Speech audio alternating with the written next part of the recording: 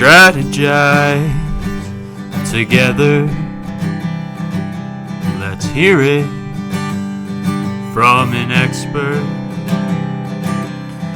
Join the conversation, it's informative and free. You and me, let's talk some strategy.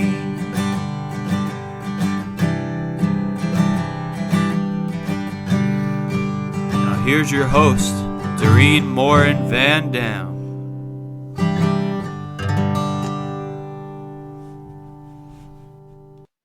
Hello, everybody. My name is Morin-van, and if you're watching this live, thank you so much for joining myself and my guest, Julie Riley. Today, we are going to talk about live streaming. I'm so excited to have Julie on as my guest today because it took me a long time to get started with this show. And even though I know so many tips and tricks, I'm excited to learn more from Julie. So if you're watching here live, make sure you let us know where you're watching us from and on what channel we're going live on Facebook, in our group, on YouTube, on Twitter, and of course on LinkedIn. So if you're watching this on the replay, put in hashtag replay so we know that you're watching this. And if you have questions, of course, ask them and we'll try to answer them live. So let me bring in Julie. Hi, Julie. Hello. I'm so excited to have you here. And if you're listening to this podcast, it's Julie Riley. Riley's Riley, if you want to look her up. Julie, and let me just go ahead and read your bio so everybody knows who you are, Julie. Julie Riley is a social media manager for StreamYard, and she loves everything about marketing. Yay! She has been working in digital marketing since 2007 while working at a Harley-Davidson dealer. Since then, she's worked with many different projects, including owning a social media marketing agency. Her experience includes e-commerce, SEO, social media marketing, chatbots, live video production. The list goes on. Julie has received awards from the American Marketing Association, Wichita chapter in 2019 as Marketer of the Year, was nominated for the 2019 Women Who Lead program by the Wichita Business Journal, and was nominated for Small Business of the Year by Small Business Association. Julie, that's a lot of accolades. That's awesome. Thank you. It was a crazy ride that year. It was all 2019 and it kind of all just went crazy, and it was awesome though. That's great. So right now you are the social media manager for StreamYard. So let's get started. StreamYard, live streaming, they go together. So we're not going to beat around the bush there. I use StreamYard for this new show, and I've been using StreamYard for about 2 years to stream live weekly for one of my clients into a Facebook group. So I'm very familiar with the tool. When I wanted to start my show, I was like, StreamYard all the way. So let's talk a little bit about what StreamYard is, what it does, and then we'll go right into tips. So we've got about 20 minutes today. If you're listening to this on the podcast, 20 minutes of listening, the best tools for live streaming, and of course, podcasting, because with this tool, you can also get audio files. So Julie, I'm going to let you talk. Yeah. Go ahead. So the tagline, the easiest way is to say StreamYard is the easiest way to create professional looking live streams. Okay, so that's the fancy way of saying with StreamYard, you can add in your own professional branding. You can create this look like what you have with the background, with your logo, without it just being you on Facebook or you on Twitch or you on YouTube, without all of the look that really steps that stream up. It allows you to have the intro video like you did with your countdown timer. But where the magic really happens with it is that you can multi-stream. So there are lots of tools out there that can do this. I'm going to be biased and say this is my favorite, of course. But what it will allow you to do is stream to Facebook, Twitch, YouTube, Twitter, LinkedIn, Facebook groups, Facebook profiles. I know I'm missing a couple in there, but you can also then connect RTMP, which is I cannot think of what it stands for. It's a long thing, but basically what that does is allow you to then push out to other places that can pull in a stream. So like Amazon Live, things like that. You get all of your commenting in. So if somebody's commenting on Facebook and then somebody's commenting on YouTube, you don't have to then have separate devices open, trying to read the comments on each of those devices and looking wherever you're trying to see them all at. They're bringing them all right into the studio. You can bring those comments up on screen. You can interact and talk with your audience. So it creates this two-way conversation across multiple platforms. And then, like you said, if you're a podcaster, it allows you to not only download your audio, but download the individual audio tracks. So if you had a guest who their mic settings weren't quite high enough, or they were too high, and you needed to do some post production adjustments, or you needed to go edit something out, you have those individual audio files that you can do all of that with. And it just makes it so much easier, and we want this to be simple and not complicated, because there are some live streaming tools out there that are very complicated. I say, you don't need an engineering degree for this one. Yeah. So for those of you that are watching or listening, or for the replay, so for somebody who's been a user for about 2 years, so as soon as this show is over, right, as soon as Julie and I hit the end broadcast button, I can go to my past shows. There's a tab right here in StreamYard, and allows me to download this video file or audio file. And then I can start repurposing, right? Because yes, live streaming is all about live and getting the comments and knowing where people are from. Good morning. So we're going to demonstrate what you were just saying. So there's a comment, and boom, we can bring it up on screen. Somebody on LinkedIn is watching live, says good morning, and then you can have that conversation with people.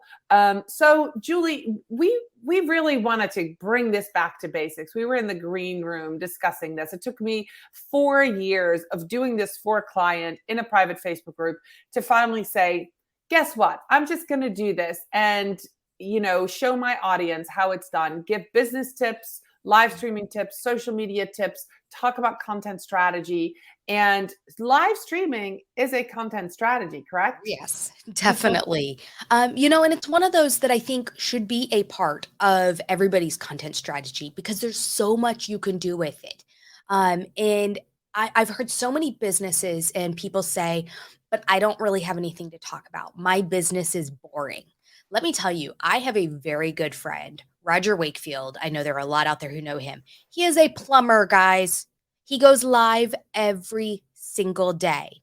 If a plumber can find interesting content to talk about and to put a message out there live and every day, because that's phenomenal. I couldn't even do every day, I don't think.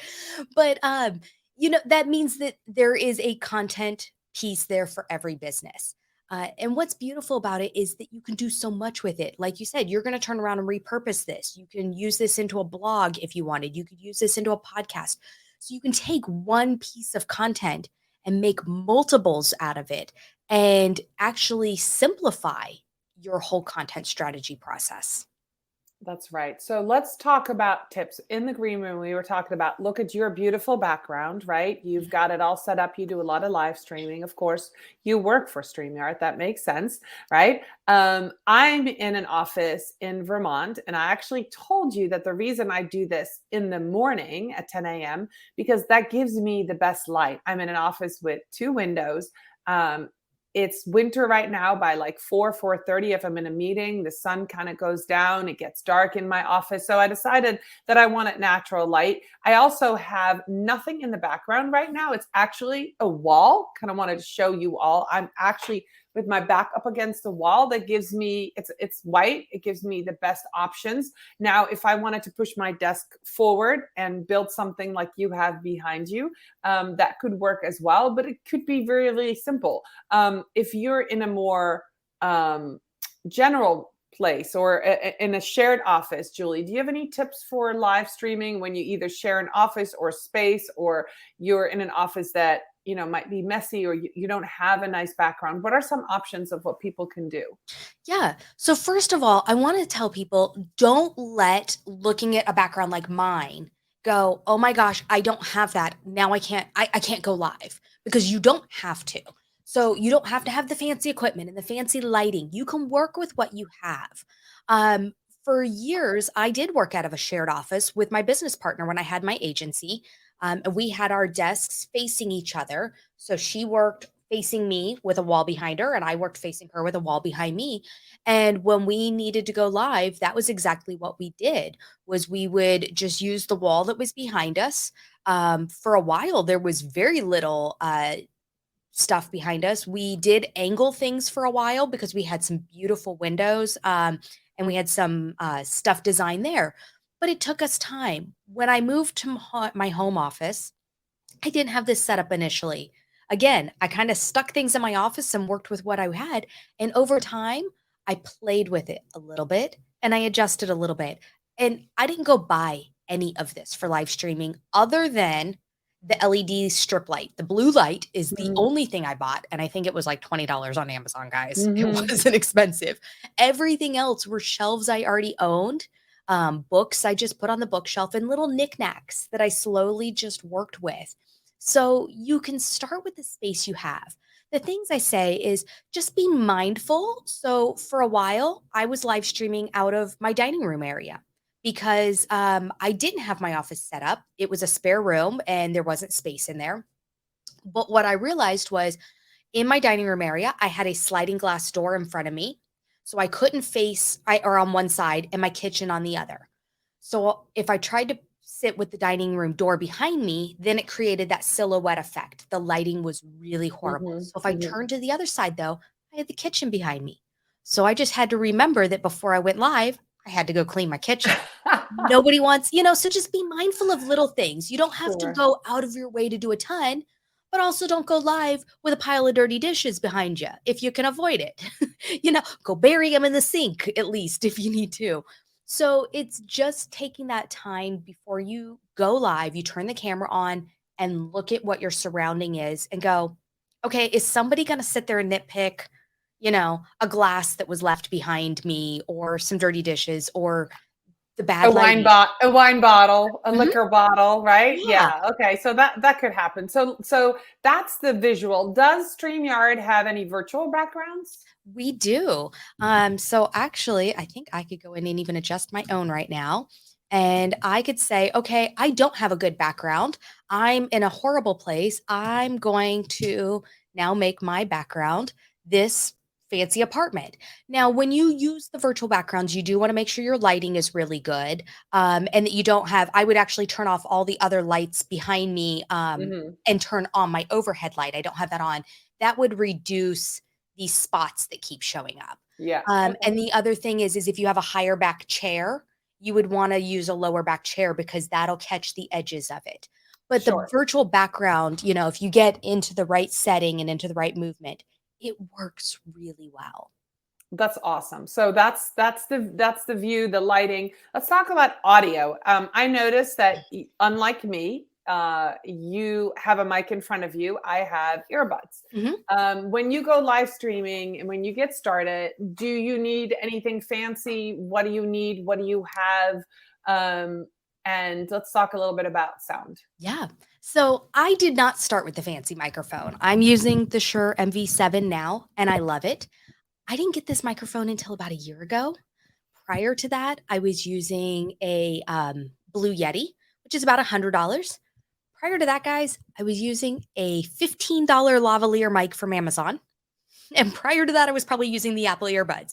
So you don't need all of the fancy equipment again to get started. You start with what you have and you slowly can work your way up into what your budget allows or into what your needs are. For a long time, I needed just the little lavalier mic because most of my live streams were actually on the go. And so carrying around a big microphone was not going to work on the go. I was going to be lugging that in my backpack and it was going to end up broken. Um, and So so that you make a good point. Can you use StreamYard to live stream live from your phone you on can. the go? Yeah. You can take it mobile. We do recommend the desktop. It is your best option. But for years, I had a live show out of a pub every Friday. It was a local brewery, and we live streamed there every single Friday. And it was done on our phones. And we would just connect the lavalier mic, pull it across the table. So we had at least a mic sitting in front of us so the phone could be further back. And that was all we needed. I do recommend, especially if you're going to have guests on your show, that you do have headphones. StreamYard has an option that will reduce, it's called echo cancellation. So if you did not have headphones in, it would reduce that echo feedback that your mic is picking up your guest audio. But it is ideal to have headphones. I get commented all the time. People are like, but you don't have headphones in. And I will say, guys, again, I'm a sucker for a good budget and for a good affordability. These are the MEE. Let me pull out the little, oh, here it is. So Me, and they are just clear in-ear headphones that were $13 on Amazon. Again, I like affordability. That's awesome. I might have Yeah. to get myself a pair like that. That's awesome. That's really great. Yeah. And you can't tell that you wear them, you know. No, I mean, unless I turn. Yeah. Yeah. Yeah, you can't tell. All right, that's awesome. So we've talked about a little bit about where you can go live stream. So how do you choose that, right? So say your audience is really great on LinkedIn and your focus is on LinkedIn. Should you still go try these live streams and make them go to your Facebook page or YouTube, Twitter, you know, Twitcher, you mentioned Stitcher, you mentioned some different places. Like, should somebody do that? Should you say, well, let's just go live on LinkedIn and then see what are kind of standard practices for somebody when they get started? So I think there's a lot of ways you could go about this. I think one is, of course, figure out where your audience is spending their time. If your audience is predominantly on LinkedIn, then that needs to be your number one place you're choosing. But if you have an audience on Facebook, put it on Facebook as well, because you're going to catch people, especially the way Facebook notifications work and LinkedIn notifications, they're all different. And somebody may be on Facebook at that moment when you go live and they get that notification that, hey, we're live. And they're going to go, oh, I forgot they were going live. I'm going to go watch that, because they happen to be there in the moment and get that notification. And then building out these other platforms, starting to build your watch time, like on YouTube, starting to build that audience there. It's just one more piece that you can add to building your content library in these places. So I do recommend doing them in multiple places. However, there's also some interesting strategies of saying, this is exclusive to my LinkedIn audience. If you really want to pull them over there and build that audience, but then you need to make sure you're spending the time to go promote in all of the other places, so they have the reminder, so they know to come there. One other thing that you can do that is something with StreamYard is you can start out your live everywhere and then say, okay, guys, now the rest of this content for the rest of this show is going to be exclusive to members of my group. So if you want to hear the rest of, Julie's tips, you need to make sure you're a member of my group. So go join my group, and we're going to end the live everywhere else. So make sure you're jumping in the group to watch the rest. So then you can start to create that exclusive content, because StreamYard will allow you to stop a stream on select locations while you're live. So you could go up to the top. You could go up to the top to where you have your little icons for each of your places, and you could click on each of those and end the stream in just those locations and then leave one running. Oh, wow. Lisa says, I think Lisa uses StreamYard. She says, great insight. I did not know that. I love that strategy. Mm-hmm. That's like wonderful tip. So you create that teaser out there that gets everybody like hooked into your stream. You provide that a little bit, and then you're like, okay, but now we're shutting it down for the rest of you. Sorry, you got to be over here. That's lovely. And you could structure your show that way, right? You could structure it so in 5 minutes, I'm going to introduce Julie. I'm going to tell her all the tips, what she's going to talk about. We'll have Julie give one tips, and then we're going to end it, and everything else will be right there in the group. I love that. That is brilliant. So, Julie, that is great. I have some rapid fire questions for you before I leave. I know that you have a lot more tips about live streaming, guys. If you want to connect with Julie, I put her, this is Julie's LinkedIn. I grabbed that for her so that you guys can connect with Julie. If you want to know more about StreamYard, go to StreamYard StreamYard.com. Make sure that you check that out. Julie, is there a trial for StreamYard that people can try it out? There is not, but if they, well, we do, you have to reach out for it. But if you reach out to me directly, you can message me, Facebook, LinkedIn, Twitter, any of the places. Message me if you want a free trial, and I will get you set up with that. Okay, that is fantastic. So, Julie, I've got 3 rapid fire questions, and then we're going to wrap this up. This has been an amazing. I just love all the tips you gave. And if you're watching this or listening to this on the podcast and you have been hesitant about getting started, it took me 4 years, like I said, to do this for a client, to get started on my show. I wasn't afraid of the camera, but there were a lot of other pieces that held me back. Getting started is pretty easy. There's a lot more tips here. Come to our Facebook group where I can share more things. Here is the link to the Facebook group. It's called Strategy Talks Community. But Julie, win the lottery or land your dream job? Land my dream job. All right. Emails or conversations? Conversations. Book smarts or street smarts? Street smarts. All right. I love that. Julie, thank you so much. I see you on on social media all the time. You are the social media manager for StreamYard. We were just talking in the green room. You're going to be at Social Media Marketing World. So if any social media professionals are watching this, go check and find her at the booth for StreamYard and meet up with Julie. You and I have met in person, and it's just lovely to make those connections. And if you've been watching the show, this was episode number 3, or listening to it so far, every single guest I've had, I have met in person, guys. Yes, I met them on social media, and then, further that relationship by meeting in real life. And there's just something amazing about getting face to face with people. So Julie, I'm going to let you go. I know you have several other shows and live places to be today. Thank you so much for being here with us. Thank you for those who are watching, jumped in real quick wherever you were. And I'll be back next week with Tim Campbell-Smith and, another guest, Tuesdays at 10. Thank you so much for being my guest, Julie. And I can't wait. I'll see you in March in San Diego. I know. I'm excited. Bye, everyone. Thank you. Bye, everybody.